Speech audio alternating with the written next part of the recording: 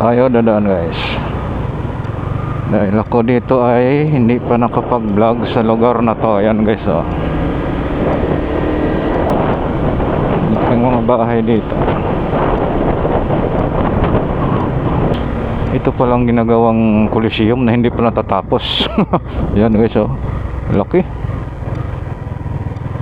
Hindi ko alam kung anong Coliseum yan, o sabungan na yan o ano.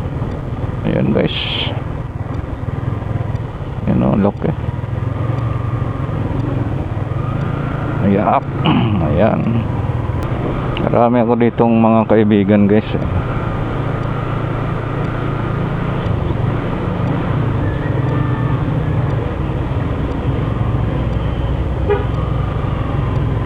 Ayan o, piyestang piyesta.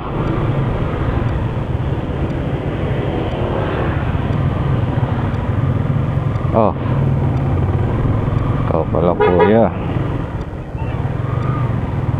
dahil nagtitinda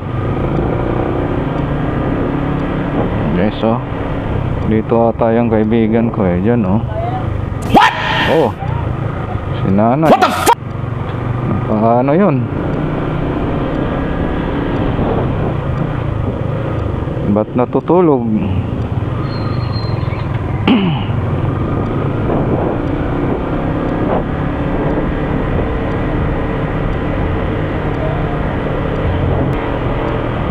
Dami kong madadaanan guys. Dito pa ako dumaan para makita ko kung pagpiesta, kung ano yung mga ano nila. Ayan o, daming mga ano eh.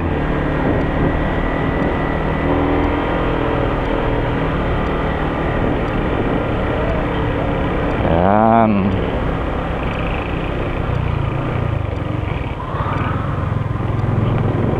Tsaka maganda na yung daan dito dahil na espalto na. dati hindi naman ganito dito guys, no. Pangit ang daan dito eh, lubak-lubak, buka sira-sira na yung semento. Ngayon na espalto na oh.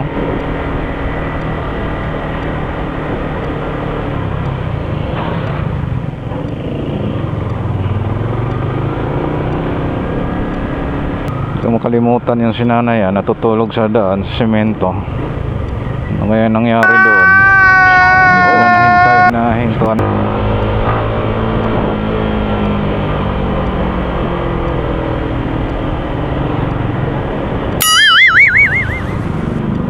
Ito yung aso ah.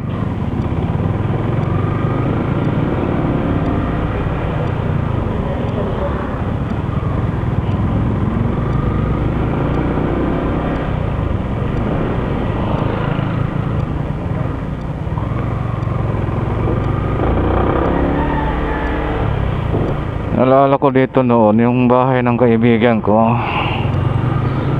si Mark Palad pala. Si Mark, dito yun eh. Dito, yan dyan. Kaya nga lang matagal na siyang nasa Dubai. Hindi ko alam kung umuwi pa ba o hindi na. Ito albaw oh.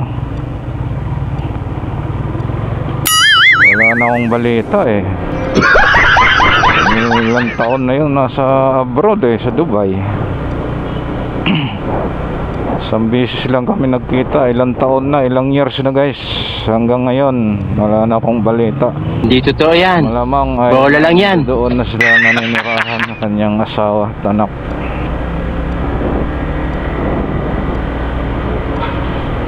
Ayan.